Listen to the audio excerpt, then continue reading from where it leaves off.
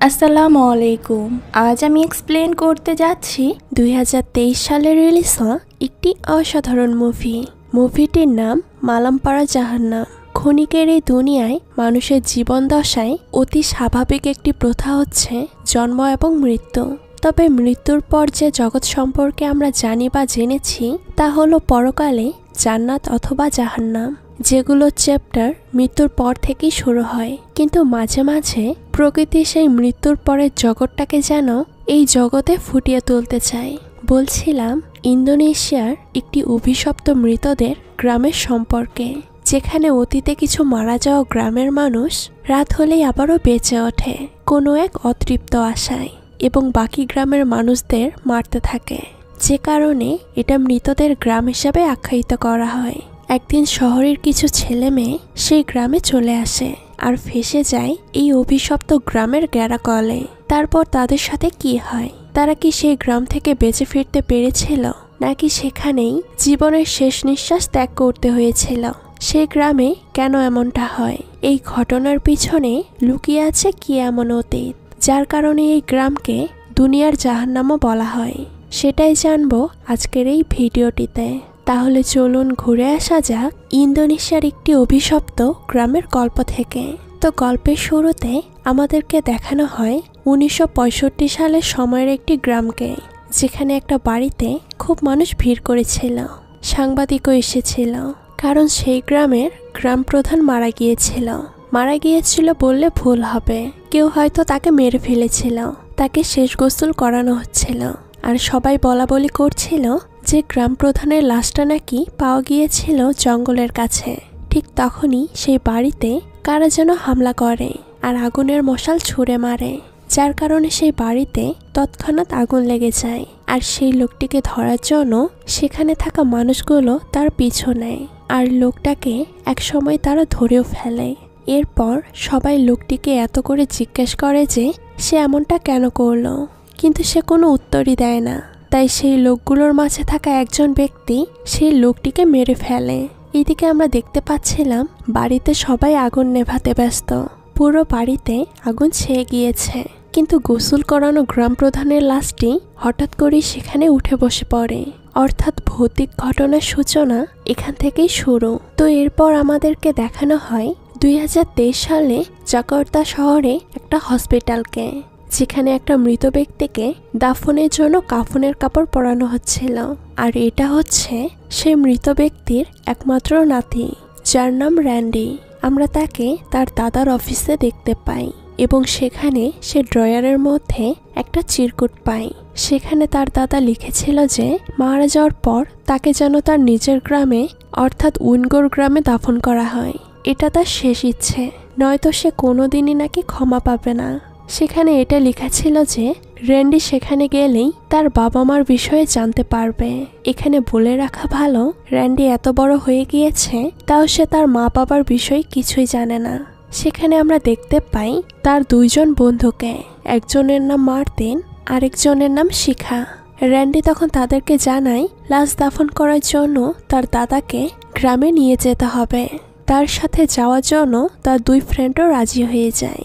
এরপর আমরা দেখতে পাচ্ছিলাম র্যান্ডি তার দাদা লাশ নিয়ে অ্যাম্বুলেন্স করে রওনা দিয়ে দেয়। এখানে আপনাদেরকে বলে রাখি, র্যান্ডিরা যে গ্রামে যাচ্ছে এটাই হলো সেই গ্রাম যেটা আমরা মুভির শুরুতেই দেখেছিলাম। তো তারা যখন সেই গ্রামের খুব কাছাকাছি ছিল, তখন গাড়ির ড্রাইভার, যার নাম তেজা, সে র্যান্ডিকে জিজ্ঞেস করে যে একটু জিপিএসটা দেখো তো, আমরা এখন কোথায় আছি।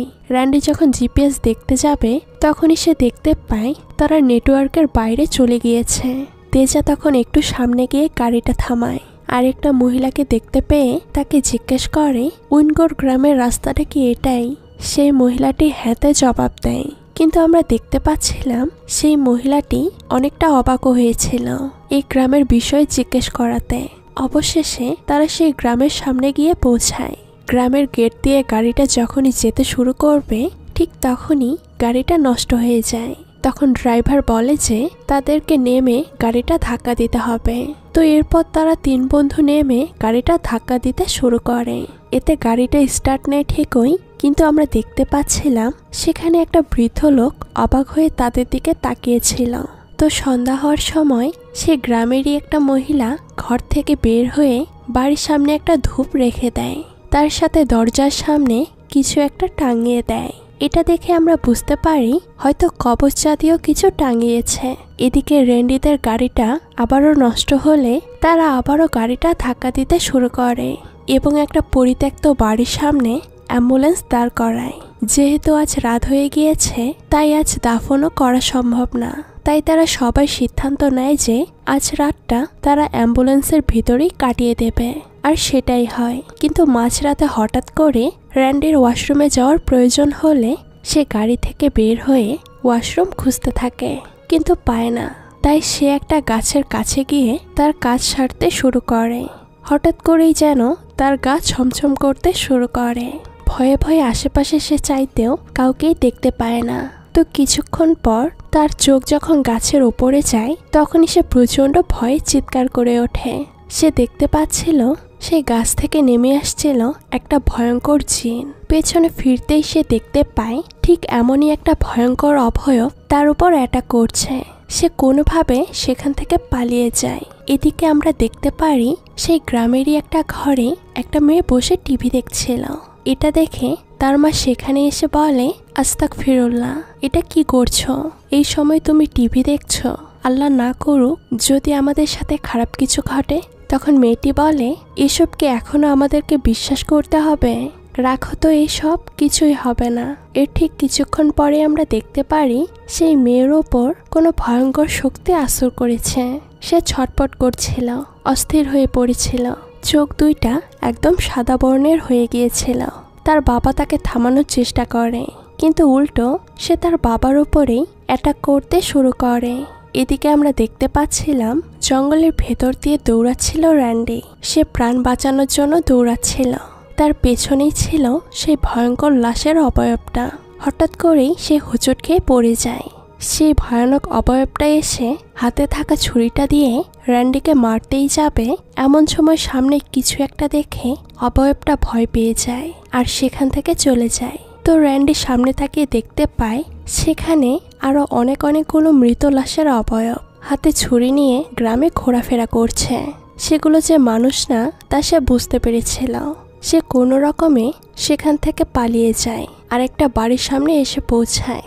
বাড়ির দরজা খুলতেই সে দেখতে পায় সেই মেয়েটিকে, যাকে কোনো একটা খারাপ শক্তি ভর করেছিল। সে তার বাবার উপরেও অত্যাচার করছিল। এটা দেখে সে সেখান থেকে আবারও দৌড়াতে শুরু করে। আর সামনে সে দেখতে পায় একটা মেয়ে যে কিনা জঙ্গলে ফাঁসি দিয়ে ঝুলে রয়েছে। সে আবারও দৌড়াতে শুরু করে, গ্রামের সামনে এসে দাঁড়ায়। সামনে চেয়ে দেখতে পারে একটা বাড়ির সামনে আরো লাশের ভয়ানক অবয়বগুলো ঘোরাফেরা করছে। তো সেখান থেকে যখন সে পালাতেই যাবে তখনই একটা মহিলা তাকে বলে ওঠে, এখানে কি করছো তুমি? তুমি কি জানো না এই গ্রামের সম্পর্কে? র্যান্ডি তখন তার সাথে ঘটা সমস্ত ঘটনা খুলে বলে। সে বলে, আমার দাদাকে দাফন করার জন্য আমরা এখানে এসেছিলাম। এই গ্রামের বিষয়ে তেমন কিছুই আমি জানি না। সেই মহিলাটি, তার নাম মার্নি, বলে। সে বলে, তোমাদের এখানে আসা একদমই উচিত হয়নি, এটা ঠিক করনি। র্যান্ডি তাকে বলে, প্লিজ আমাদেরকে সাহায্য করুন। গাড়িতে আমার ড্রাইভার সহ আরো 2 জন বন্ধু রয়েছে, তাদের বিপদ হতে পারে। এদিকে আমরা দেখতে পারি সে ভয়ঙ্কর অবয়বগুলো তাদের গাড়ির সামনে হাজির হয়ে যায় আর সেখানে গাড়ি ভাঙচুর করতে থাকে। অনেক চেষ্টার পরেও গাড়ি স্টার্ট নিচ্ছিল না। তারা কি করবে একদমই বুঝে উঠতে পারছিল না। গাড়ি থেকে নেমে তখন তারা পালানোর চেষ্টা করে। শিখা আর মার্তিন পালাতে তো সক্ষম হয়, কিন্তু সেখানে আটকা পড়ে যায় তেজা, আর তাকে সেই ভয়ানক অবয়বগুলো নৃশংসভাবে শেষ করে দেয়। এখানে একটা বিষয় খেয়াল করেছেন, এই ভয়ানক অবয়বগুলো নিজেরাই মারামারি করছিল এবং নিজেদেরকে শেষ করে দিচ্ছিল। এসবের কারণ কি হতে পারে তা আমরা ধীরে ধীরে জানতে পারবো। তো যাই হোক, মার্তিন আর শিখা কোনো রকমে পালিয়ে আসে আর র্যান্ডিও তাদের খুঁজে পায়। সেখানে আমরা দেখতে পাচ্ছিলাম শিখা এসবে এতটাই ভয় পেয়ে গিয়েছিল যে সে কান্না করতে করতে বলছিল, চলো আমরা এখান থেকে চলে যাই, নয়তো আমরা মারা যাব। সাথে সাথে তারা তেজার মৃত্যুর সংবাদও দেয়। এতে অনেকটা ভেঙে পড়ে র্যান্ডি, কারণ সেই ড্রাইভারটা তাদের খুব আপন ছিল আমরা দেখতে পাই সবাই মিলে মার্নির সাথে তার বাড়িতে গিয়ে ওঠে। সেখানে মার্নি দরজা ধাক্কা দিতেই দরজা খুলে দেয় তার মেয়ে ধীরা। তো তারা ঘরের ভেতরে ঢোকার পর পরিচিত হয়। মার্নি তাদেরকে হালকা নাস্তা পানির ব্যবস্থা করে দেয়। সেখানে র্যান্ডি এই গ্রামের বিষয়ে জানতে চাইলে মার্নি বলতে শুরু করে এই গ্রামের সেই ভয়ঙ্কর নৃশংস কালো অধ্যায়ের কথা। সে জানায় তোমরা যাদেরকে এই গ্রামে ঘুরতে দেখছো তারা একটা সময় এই গ্রামেরই জীবিত মানুষ ছিল, কিন্তু এখন তারা মৃত। তারা জীবিত থাকতে একদল অন্য দলের সাথে মারামারি, কাটাকাটি, হিংসা বিদ্বেষ করে কাটিয়েছে। তাই মারা যাওয়ার পরেও কোনো এক অভিশাপে তারা প্রতি বছর আবারও ফেরত আসে এবং নিজেরাই নিজেদের সাথে লড়াই করে। এটা মূলত চলতে থাকে 3 দিন 3 রাত ধরে। এ রাতে আবারও তারা জেগে ওঠে, ধ্বংসলীলায় মেতে ওঠে। 2 দলের মাঝে মারামারি, হানাহানি, কাটাকাটি হয়, ঠিক তারা বেঁচে থাকতে যা করত তার মতোই। সেই সময় গ্রামবাসীদেরকে সবসময় কোরআন তেলাওয়াত করতে হয় আর ঘরের ভেতরে থাকতে হয়। কেউ যদি কোনোভাবে বাইরে বের হয়ে যায় তাহলেই সেগুলো তাদেরকে মেরে ফেলে। আর যেহেতু তোমরা এসে পড়েছো ঠিক এই সময়ে, তোমাদেরকেও আমাদের মতোই সব নিয়মকানুন পালন করতে হবে আর ঘরের ভেতরে থাকতে হবে, নয়তো তোমাদেরও জীবন বিপন্ন হতে পারে। আর এগুলোর কারণ হচ্ছে 2 বন্ধু মালেক আর বাহতিয়ারের কারণে। তখন তারা সবাই জানতে চায় এই 2 জন কে। তখনই আমরা একটা অতীত দেখতে পাই, অনেক বছর আগের কথা। আমরা দেখতে পাই 2 জন ছেলেকে, একজনের নাম মালেক আর অন্যজনের নাম বাতিয়ার। তারা 2 জন বেস্ট ফ্রেন্ড ছিল। তারা একে অপরের পরিপূরক ছিল। 2 জন দুজনকে অনেক ভালোবাসত, একসাথে খেলাধুলা করত, অনেক মজা করত। একটা সময় আসে যখন বাতিয়ার জাকার্তা শহরে চলে যায় তার ফ্যামিলি সহ। অবশ্য সে মালিককে কথা দিয়ে যায় সে খুব শীঘ্রই ফিরে আসবে। এদিকে কাটতে থাকে দিনের পর দিন। মালিক গ্রামের মাদ্রাসায় লেখাপড়া করে পড়াশোনা শেষ করেছে, আর এদিকে বাতিয়ার শহর থেকে লেখাপড়া শেষ করে গ্রামে ফিরে আসে। কিন্তু তারা যেহেতু বড় হয়ে গিয়েছিল, তাদের ভেতর থেকে বন্ধুত্ব আর ভালোবাসা শেষ হতে থাকে রাজনৈতিক কারণে। কারণ এই গ্রামে 2 বন্ধু আলাদা আলাদা রাজনৈতিক দলের লিড করছিল। সেখানে মালিকের দল ছিল একটু ধার্মিক আর বাতিয়ারেরটা ছিল অন্যরকম। এখানে আমরা আরেকটা বিষয় জানতে পারি, তা হচ্ছে মালিকের 2টি মেয়ে ছিল, যাদের মধ্যে একজনের নাম ছিল মার্নি। আর এটাই হচ্ছে সেই মার্নি যে মূলত এই ঘটনাটি র্যান্ডিদের বলছিল। তো যাই হোক, মালিকের অনেক বড় একটা কসাইখানা ছিল। সে মাংসের ব্যবসা করত, সবকিছু ঠিকঠাকই চলছিল। কিন্তু ধীরে ধীরে গ্রামের মধ্যে 2 দলের হিংসা বিদ্বেষ বেড়েই চলছিল। বিষয়টা এমন পর্যায়ে চলে গিয়েছিল যে একদল আরেক দলের লোকেদেরকে মেরে ফেলতে শুরু করে।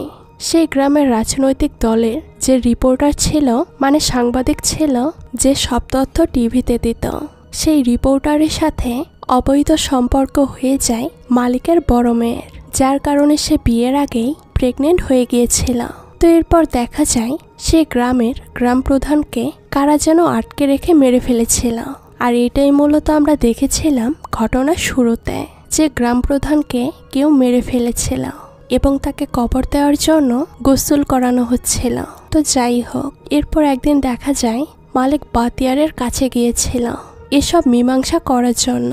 কিন্তু আমরা দেখতে পাচ্ছিলাম বাতিয়ার অন্যরকম হয়ে গিয়েছিল।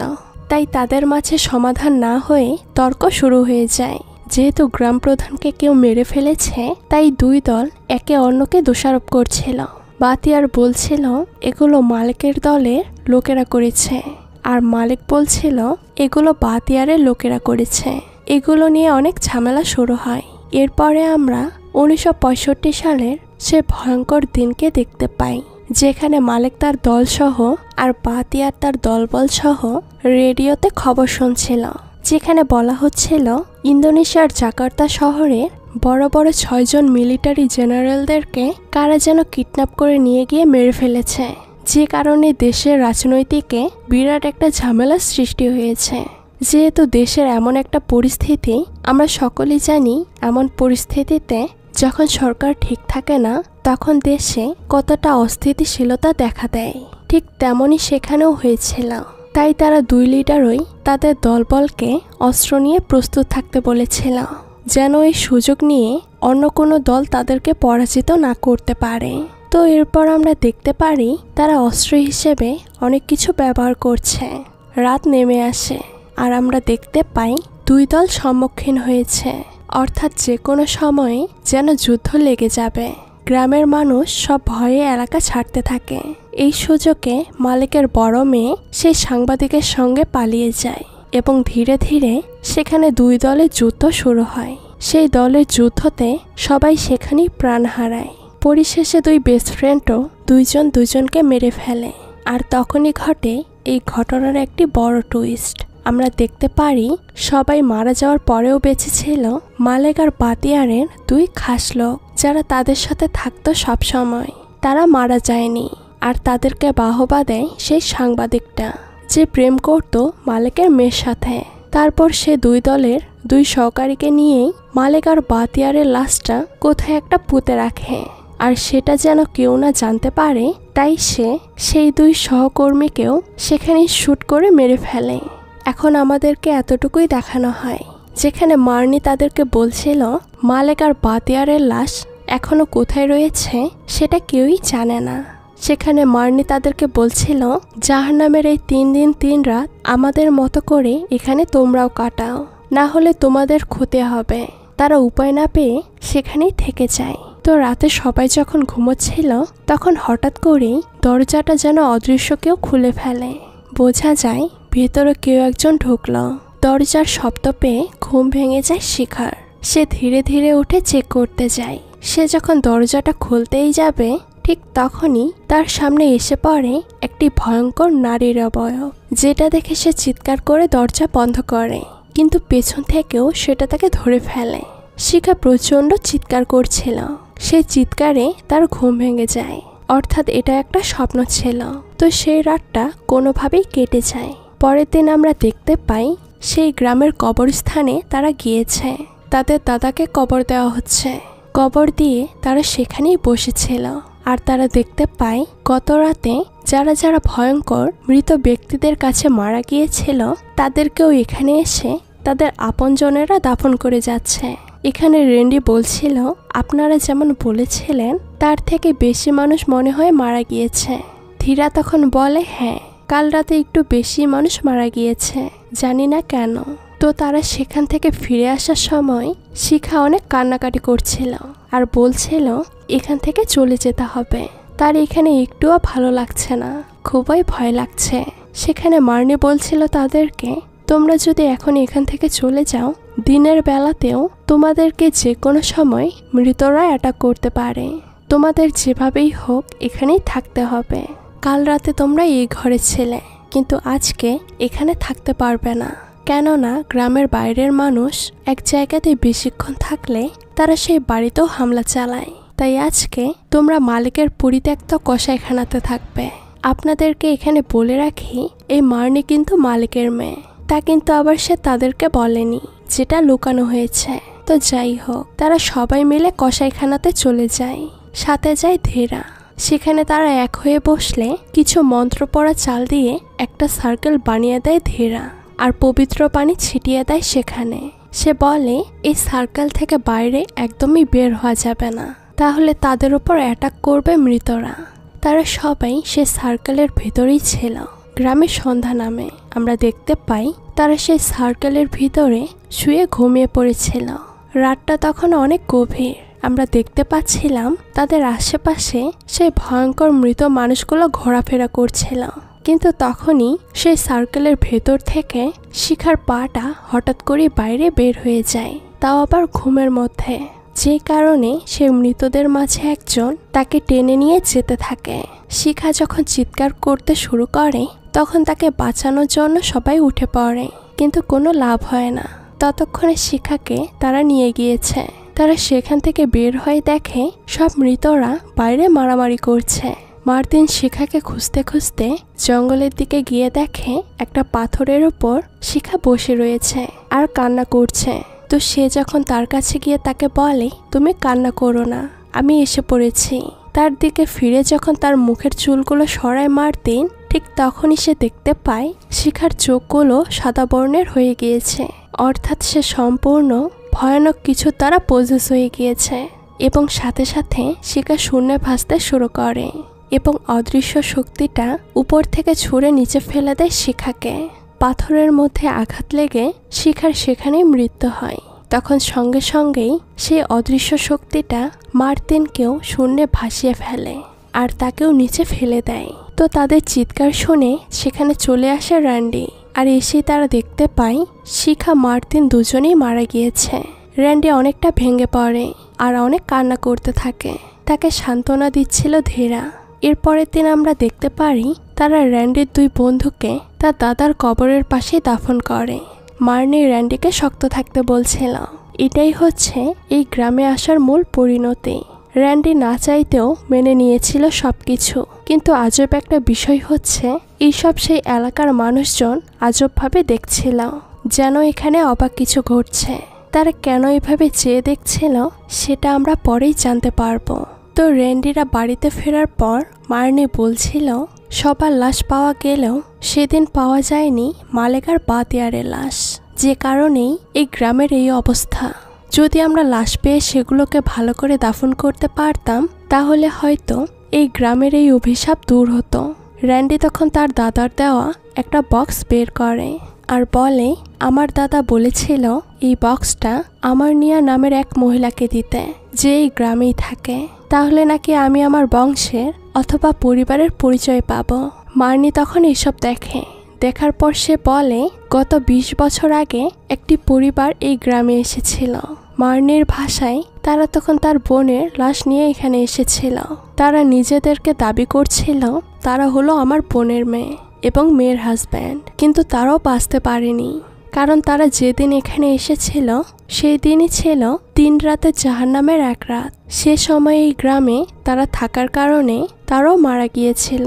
আর র্যান্ডির দাদা আমারনিয়া নামক যে মহিলাটিকে এই বক্সটি দিতে বলেছিল সেটাই হচ্ছে মার্নি, অর্থাৎ মার্নি হচ্ছে তার ডাকনাম, যার আসল নাম হচ্ছে আমারনিয়া। তখন র্যান্ডি বলে, তাহলে তো আপনি আমার দাদির ছোট বোন। তো তারা পরিচিত হওয়ার পর অনেক খুশি হয় আর মার্নি র্যান্ডিকে জড়িয়ে ধরে। আর এখানে আরেকটা টুইস্ট রিভিল হয়, সেটা হচ্ছে র্যান্ডির দাদা আর কেউ নয়, বরং সে হচ্ছে এই গ্রামের জাহান্নাম সৃষ্টির অধিনায়ক, সেই সাংবাদিক। কিন্তু মার্নি র্যান্ডিকে সেটা জানায় না। সে এটাও জানায় না যে র্যান্ডির দাদি বিয়ের আগে প্রেগনেন্ট হয়ে গিয়েছিল। তো এরপর আমরা দেখতে পাই তারা সবাই মিলে কবরস্থানে গিয়েছে র্যান্ডির বাবা মায়ের কবর জিয়ারত করার জন্য। তো যাই হোক, সেখান থেকে আসার সময় তারা যখন কসাইখানাতে যায় তখন হঠাৎ করেই র্যান্ডির কিছু একটা মনে হয়ে গেলে সে ঘটনার শুরুতে যে গাছের কাছে গিয়ে বাথরুম করেছিল সেখানে আবারও যায়। সেখানে গিয়ে সে দেখতে পায় সেই গাছের মধ্যে একটা ছুরি ঢুকে রয়েছে। সে অনেক চেষ্টা করে কিন্তু সেটাকে কোনোভাবেই বের করতে পারে না। সে তখন সেখান থেকে একটা লোহার রড দিয়ে সেটা বের করতে যায়, কিন্তু আজব বিষয় হচ্ছে সেই গাছের ভেতর থেকে তাজা রক্ত বের হচ্ছিল। ঠিক তখনই পরিবেশটা যেন অন্যরকম হয়ে যায়, ধোঁয়াতে সব ঢেকে যায় আর পায়ের নিচের মাটি সরে যায়। সেখানে গর্ত সৃষ্টি হয়। তখন সেখানেই সে একটা অস্ত্র খুঁজে পায়। সে ধীরা আর মার্নিকে ডাকতে শুরু করে। এরপর তারা সেখানে আসলে বুঝতে পারে এখানে রয়েছে তার দাদা আর বাতিয়ারের লাশ। তারা খুঁজতে শুরু করে আর তারা তুলতে শুরু করে সেগুলোর কঙ্কাল। তারা কোনো রকমে সেখান থেকে কঙ্কালগুলো সাথে করে নিয়ে কবরস্থানের দিকে পৌঁছায়, কিন্তু সেখানেই তাদের ওপর একের পর এক মৃতদের আঘাত আসতে শুরু করে। এদিকে আমরা দেখতে পারি গ্রামে অলরেডি মানুষ মারা শুরু হয়ে গিয়েছে, কারণ সন্ধ্যা নেমে এসেছিল। 2টা মেয়ে নিজে নিজেই ফাঁসিতে ঝুলে পড়ে। র্যান্ডিরা তখন কোনো রকমে সেই মৃতদের সাথে লড়াই করছিল। সুযোগ বুঝে মার্নি পবিত্র পানি দিয়ে একটা সার্কেল বানিয়ে ফেলে আর বলে সেখানে কবর খোঁড়ার জন্য। তখন সেটার ভেতরে থেকে তারা যখন কবর খুঁড়ছিল হঠাৎ করে র্যান্ডির পা সেই সার্কেলের বাইরে বের হয়ে যায়, যার কারণে তাকে টেনে নিয়ে যায় সেই মৃতরা। আর সেখানে তখনই চলে আসে মালেক আর বাতিয়ারের জিন। তারা দুজন দুজনকে অনেক মারছিল। মনে হচ্ছিল তারা মারা গিয়েও যেন একে অপরকে দেখতে পারছিল না। সেখানে বাতিয়ার বলছিল আমাদের এই ঝগড়া আর বিদ্বেষ পরবর্তী জেনারেশনও চালিয়ে যাবে, তাও তোকে ছাড়বো না। সেখানে মার্নি তাদেরকে বলছিল, না এটা একদমই আর হবে না, আজকে আমরা এটা শেষ দেখব। তাদের কথার মাঝখান দিয়ে তখনই তাদের কঙ্কালগুলো কবর দিয়ে ফেলা হয়, আর তখনই মালেক আর বাতিয়ারের শরীর জ্বলতে শুরু করে। তারা সেখানেই পুড়ে ছাই হয়ে যায়। এর সাথে সাথে গ্রামে যত মৃতের আত্মা অথবা জিন জীবিত হয়েছিল তারাও গায়েব হতে শুরু করে। তো পরের দিন আমরা দেখতে পারি র্যান্ডি শহরে ফেরার জন্য তার ব্যাগ গুছাচ্ছে। তখন তাদের দুজনের মধ্যে একটা আকর্ষণ সৃষ্টি হয়। র্যান্ডি ধীরাকে বিয়ের প্রস্তাব দেয়, আর তারা দুজন খুব কাছাকাছি চলে আসে। তো এরপরে আমরা দেখতে পাই গ্রামে মানুষ প্রচুর আনন্দ করছে। তাদের উপর থেকে এত বছরের অভিশাপ কাটার কারণে তারা খুবই আত্মহারা, খাওয়া দাওয়া করছে। ধীরা মার্নির থেকে বিদায় নেয়। মার্নি ঘরে এসে একটা পুরনো দিনের গান চালিয়ে দেয়, আর তখনই ঘটনার একটা আসল টুইস্ট রিভিল হয়। গাড়ি দিয়ে যখন যাচ্ছিল তারা, তখনই পেছনে ফিরে ধীরা, আর আমরা তখনই তার চোখ দেখে চমকে যাই, কারণ এটা কোনো মানুষের চোখ হতে পারে না। পেছনের সিটেও বসেছিল মার্নি, তাকেও দেখে স্বাভাবিক লাগছিল না। অর্থাৎ ধীরা মার্নি কেউই মানুষ না। আর এবার আমরা বুঝতে পারি যে র্যান্ডি যখন তার দাদা এবং বন্ধুদের কবর দিচ্ছিল, তখন এলাকার মানুষ কেন তাদের দিকে এভাবে চেয়েছিল। কারণ র্যান্ডি তখন অদৃশ্য কারোর সাথে কথা বলছিল, যেটা দেখেই গ্রামের মানুষজন অবাক হচ্ছিল। সেখানে র্যান্ডি তার সাথে ধীরা আর মার্নিকে দেখতে পেত, যা অন্য কেউ দেখতে পেত না। তারা যে বাড়িতে আশ্রয় নিয়েছিল সেটা তো কোনো বাড়ির অবস্থাই ছিল না, সেটা ছিল যুগ যুগ ধরে পড়ে থাকা একটা ধ্বংসস্তূপ মাত্র। অর্থাৎ এখানে যা হয়েছে সেগুলো সবই হচ্ছে জিনেদের ধোঁকা আর একটা প্রতিশোধের খেলা। কারণ সেই জাহান্নামের গ্রামের 3 রাত সবাই যখন ঘরে থাকতো, তখন তারা কিভাবে বাড়ির বাইরে থাকে। অর্থাৎ মার্নি আর ধীরাও ছিল মৃতদেরই একটা অংশ। এখন এখানে অনেক প্রশ্নই আসতে পারে যে গ্রামের মানুষেরা একে অপরকে মারার কারণে কেন এভাবে গ্রামটি অভিশপ্ত হতে পারে। এটার উত্তর হচ্ছে, সমস্যাটা বাকিদের নিয়ে ছিল না, সমস্যাটা ছিল মালেক আর বাতিয়ারের জন্য। তাদের পবিত্র বন্ধুত্ব আর ভালোবাসার মধ্যে র্যান্ডির দাদা হিংসা হানাহানি ঢুকিয়ে দিয়েছিল, যে কারণে তারা নিজেরা ভুল বুঝে একে অপরকে মেরেছিল, যার কারণে তারা মরে গিয়েও শান্তি পায়নি। আর যদি প্রশ্ন আসে র্যান্ডির দাদা এটা কেন করেছিল, সেটার উত্তর হচ্ছে, মালিকের মেয়ের সাথে তার একটা অবৈধ সম্পর্ক ছিল, যেটা মেনে নিতে চাইছিল না মালিক, আর এই কারণেই তাদের শেষ করে দিয়েছিল সে। কিন্তু এটা সত্য যে তাদের কঙ্কালকে পেয়ে ভালো করে দাফন করার পর তাদের আত্মার মুক্তি ঘটে। বাকি রইল ধীরা আর মার্নি, যারা এখন শহরে যাচ্ছে র্যান্ডির সাথে। অবশ্যই সংসার করার জন্য যাচ্ছে না, তারা যাচ্ছে সেই সাংবাদিক অর্থাৎ রিপোর্টারের বংশের এক বিন্দু রক্তের ফোঁটাকেও শেষ করে দিতে। কারণ তারা এই পৃথিবীতে রয়ে গিয়েছিল প্রতিশোধ নেওয়ার জন্য, আর এখানেই এই ঘটনাটির সমাপ্তি ঘটে। তো এই মুভিটি আপনাদের কাছে কেমন লেগেছে সেটা কিন্তু অবশ্যই কমেন্ট করে জানাবেন। আজকে এই পর্যন্তই, দেখা হচ্ছে নতুন কোনো ভিডিওতে। সেই পর্যন্ত সবাই ভালো থাকবেন। আল্লাহ হাফেজ।